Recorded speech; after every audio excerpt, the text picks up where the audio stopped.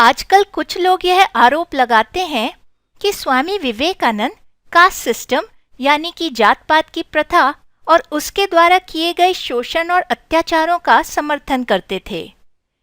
तो क्या स्वामी विवेकानंद सचमुच ब्राह्मणों को ऊंचा समझते थे और शूद्रों को नीचा? जात पात को लेकर स्वामी विवेकानंद के असली विचार क्या थे? इस प्रश्न का उत्तर स्वामी विवेकानंद ने स्वयं ही दिया है। तो आइए सुनते हैं स्वामी जी के विचार।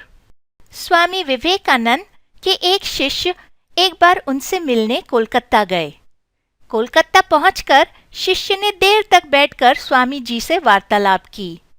कई विषयों पर बातचीत करने के बाद शिष्य ने स्वामी विवेकानंद से प्रश्न किया, स्वामी जी, आपके पश्चिमी देशों में कितने शिष्य हैं?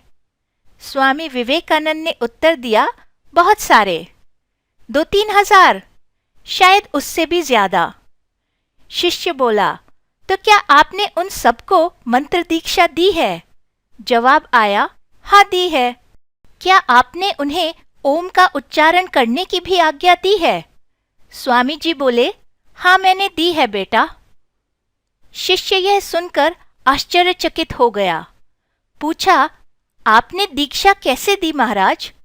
कहा जाता है कि शूद्रों को तो ओम के उच्चारण करने का अधिकार ही नहीं है, सिर्फ ब्राह्मण ही ओम का उच्चारण कर सकते हैं, और पश्चिमी देशों के लोग तो शूद्र कहलाने योग्य भी नहीं हैं, वह तो म्लेच्छा हैं। शिष्य का प्रश्न सुनकर स्वामी विवेकानंद नाराज नहीं हुए। शांत स्वभाव से बोले, तुम्हें कैसे पता कि जिन लोगों को मैंने दीक्षा दी है वह ब्राह्मण नहीं है? परंतु स्वामी जी, आपको भारत के बाहर पश्चिमी देशों में ब्राह्मण कहाँ से मिलेंगे? वह देश तो यावन और म्लेच्छा लोगों के देश हैं। स्वामी विवेकानंद ने उत्तर दिया, मेरे शिष्य सभी ब्राह्मण हैं। यह सत्य है कि ब्राह्मणों को ही प्रणव जप करने का अधिकार है, परंतु ब्राह्मण का पुत्र ब्राह्मण ही हो यह हमेशा जरूरी नहीं। क्या आपने नहीं सुना है कि बाग बाजार के अघोरी चक्रवर्ती का भतीजा ब्राह्मण परिवार में जन्म लेने के बावजूद झाड़ू लगाने का काम कर रहा है? ब्राह्मण जाति और ब्राह्मण्य गुणों में काफी अंतर है। भारत में हम जन्म के आधार पर ही ब्राह्मण होना तय कर लेते हैं, परंतु पश्चिमी देशों में उसे ही ब्राह्मण कहा जाता है जिसमें ब्राह्मण्य के गुण हो।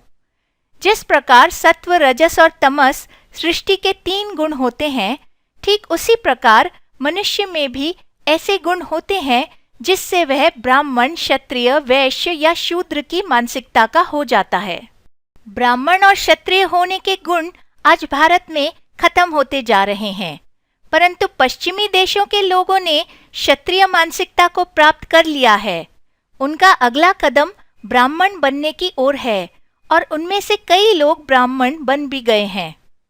स्वामी विवेकानंद की सारी बातें शिष्य गंभीरता पूर्वक सुन रहा था।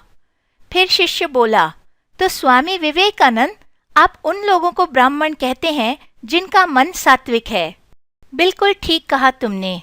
जिस प्रकार तीनों गुण सत्व, रजस और तमस हर व्यक्ति में पाए जाते हैं, किसी मनुष्य में एक गुण ज्यादा मात्रा में है तो किसी में कम, ठीक उसी प्रकार ब्राह्मण, क्षत्रिय, वैश्य या शूद्र बनने के गुण भी हर व्यक्ति में मौजूद होते हैं। किसी समय एक गुण उभर के आगे आ जाता है तो किसी समय दूसरा। उदाहरण के तौर पर एक व्यक्ति को लीजिए। जब वह दूसरों के लिए नौकरी कर रहा होता है तो वह शूद्र अवस्था में होता है। जब वह मुनाफे के लिए कुछ बिजनेस कर रहा होता है तो वह वैश्य अवस्था में होता है। जब वह सत्य और न्याय के लिए लड़ रहा होता है तो उसके अंदर का क्षत्रिय गुण बाहर आ जाता है, और जब यही व्यक्ति ईश्वर के ध्यान में मग्न हो जाता है तो उस समय वह ब्राह्मण बन जाता है। इसलिए एक ही मनुष्य अपने मानसिक रुझान की बदौलत अपनी जाति बदलता और निश्चित करता रहता है। अगर ऐसा नहीं होता तो विश्वामित्र जैसे क्षत्रिय ब्राह्मण कैसे बन पाते और परशुराम जैसे ब्राह्मण क्षत्रिय कैसे बन पाते? स्वामी विवेकानंद की बातों से शिष्य काफी प्रभावित था, परंतु उसके मन में फिर एक प्रश्न उठा, सो उसने पूछा, स्वामी जी, आप जो कह रहे हैं वह बिल्कुल सत्य है, परंतु हिंदू समाज के पंडित और कुलगुरु हमें यह सब चीजें क्यों नहीं सिखाते हैं? वह हमें ऐसा उच्च कोटि का ज्ञान क्यों नहीं देते हैं? स्वामी विवेकानंद गंभीर होकर बोले, यही तो हमारे देश का बहुत ही बड़ा दुर्भाग्य है। शिष्य ने समर्थन करते हुए कहा, सत्य कहते हैं आप महाराज। कुछ दिन पहले जब मैं स्वामी शारदानंद से बातचीत कर रहा था तो उन्होंने मुझे एक पत्र दिखाया था जो उनके एक पश्चिमी शिष्य ने लिखा था। उस पत्र में शिष्य ने बताया था कि उसने 4 महीने में ही कड़ी तपस्या करके बहुत सारी आध्यात्मिक सिद्धियां अर्जित कर ली थीं। स्वामी विवेकानंद बोले, बेटा, अब तुम्हें समझ में आया होगा कि पश्चिमी देशों में कई उच्च कोटि के ब्राह्मण रहते हैं, परंतु भारत के ब्राह्मणों ने तो दुर्भाग्यवश अपने अहंकार और अत्याचार के कारण राष्ट्र को बर्बादी के कगार पर ला खड़ा किया है। आजकल पंडित या कुलगुरु होने का मतलब है पैसा कमाने का आसान व्यवसाय। उदाहरण के तौर पर एक सामान्य गुरु को देख लो। कई शिष्यों को मंत्र दीक्षा देने के पश्चात गुरु आराम की जिंदगी और पासे खेलने में अपना समय व्यतीत करता है। जब उसके पैसे खत्म हो जाते हैं तो उसकी पत्नी बोलती है, सुनिए जी, आप अपने शिष्यों के पास क्यों नहीं चले जाते? हमारा परिवार भूख से मरा जा रहा है, जाकर शिष्यों से कुछ दान ले आइए।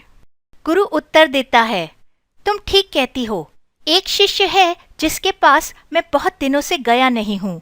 सुना है उस शिष्य का अभी अभी भाग्य खुला है और लक्ष्मी घर आई है। मैं उसके घर होकर आता हूँ। तो बेटा, यह है हमारी कुलगुरु प्रथा जिसने हिंदू धर्म और देश का सत्यानाश कर दिया है। यह कहकर स्वामी जी ने अपनी बात समाप्त की। तो साथियों, स्वामी विवेकानंद और उनके शिष्य के बीच हुए वार्तालाप को सुनकर हम इस निर्णय पर जरूर पहुंच सकते हैं कि स्वामी विवेकानंद जात पात के भेदभावों का कदापि भी समर्थन नहीं करते थे। जन्म से ही कोई ब्राह्मण पैदा हो, वह इस बात को नहीं मानते थे। हिंदू शास्त्र भी जन्म से किसी को ब्राह्मण या शूद्र नहीं मानते। सिर्फ अपने कर्मों से मनुष्य ब्राह्मण या शूद्र बनता है। हिंदू शास्त्र जाति नहीं, वर्ण की व्याख्या करते हैं और वर्ण का संबंध मानसिक स्थिति से है। अपनी मानसिक स्थिति के अनुसार ही मनुष्य ब्राह्मण, क्षत्रिय, वैश्य या शूद्र कहलाने योग्य होता है। यह चारों गुण अलग अलग मात्रा में हर मनुष्य में रहते हैं।